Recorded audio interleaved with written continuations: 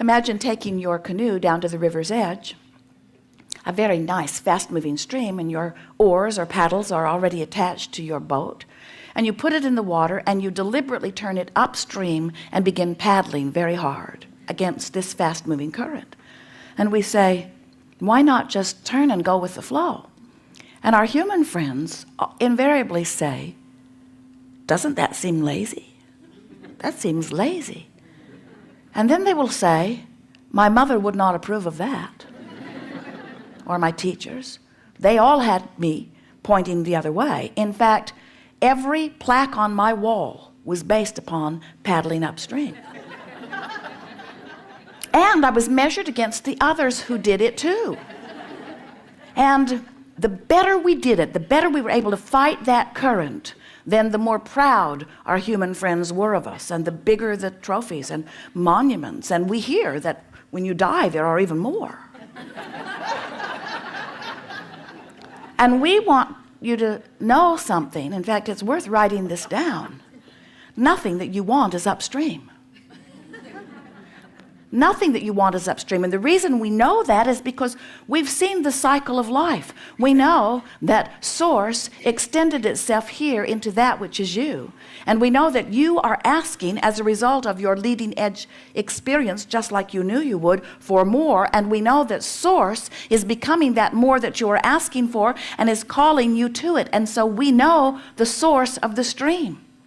And we know that when you turn and go with the stream, you feel ever so good. That's what positive emotion is. Varying degrees of it, but it's what positive emotion is. And we also know that when you buck that current, it can beat up on you pretty good. And that's what negative emotion is. We want you to understand that there is only one stream that you might be going with or against, but there is only one stream.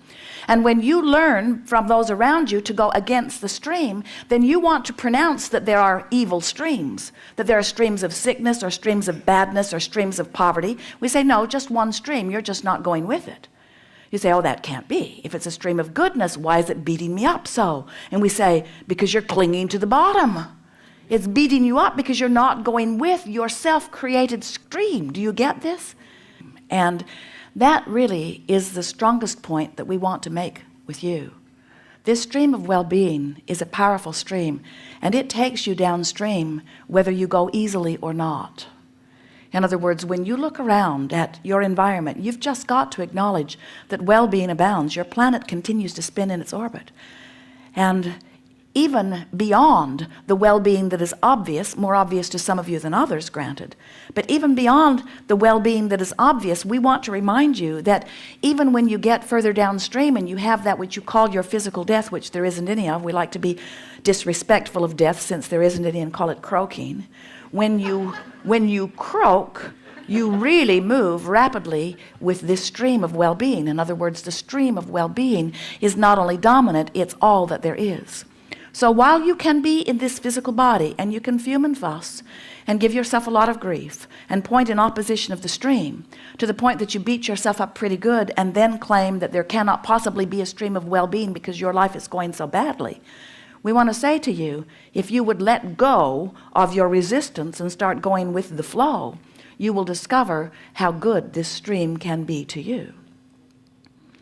The river guide said to all of Jerry and Esther's friends, you know, that rock is not moving with the flow. And because it isn't, and the water is rushing past it, if we get our raft sideways up against one of those rocks, it will be big trouble for us. It could turn us over, trap you in the rocks, and the stream will beat you up. So the idea is not to get up against one of those boulders that is not moving. He made it very clear. He said, if you will listen to me, I will guide you around them. And if you don't listen to me, you may end up against one of those rocks.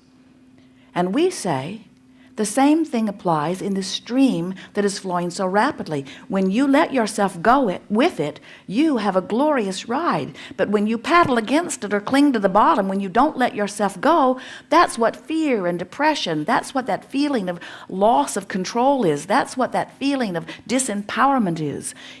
And we also want to remind you that this stream is not being assigned to you by someone else, source or God or someone benevolent or not benevolent, is not saying, oh, let's speed up their stream and see how well they do. You are the one that makes your stream go to the speed it does.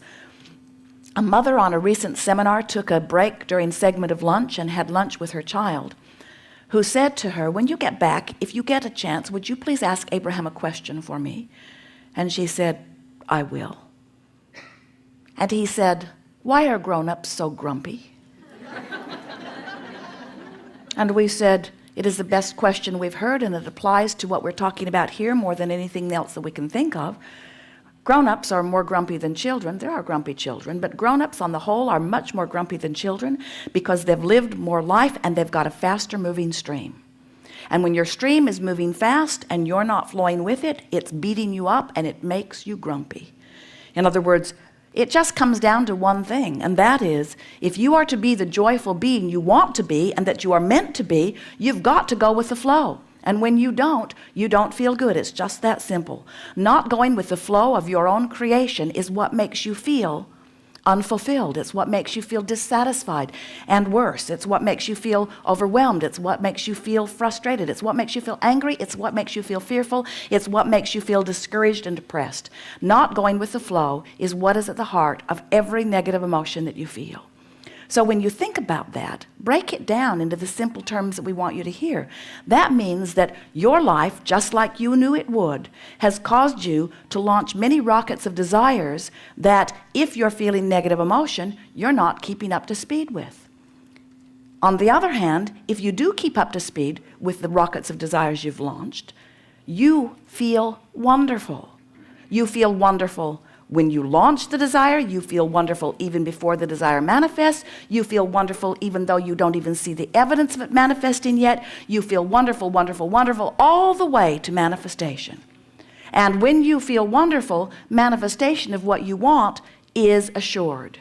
And when you don't feel wonderful, manifestation is slowed, maybe even held apart your entire lifetime from you, and most important, even more important than you not manifesting what you want, is that you feel rotten all the time while you're not letting it flow.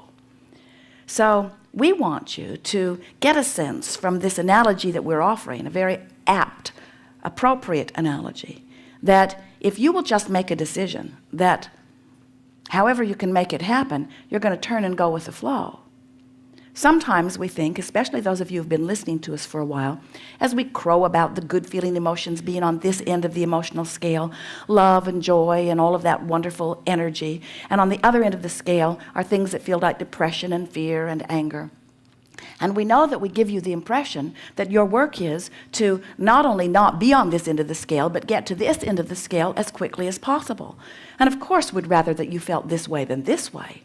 But what we really want you to understand is that since the stream is moving, we really are not asking you to turn your boat downstream and put a motor on it and get all the way down here as quickly as you can.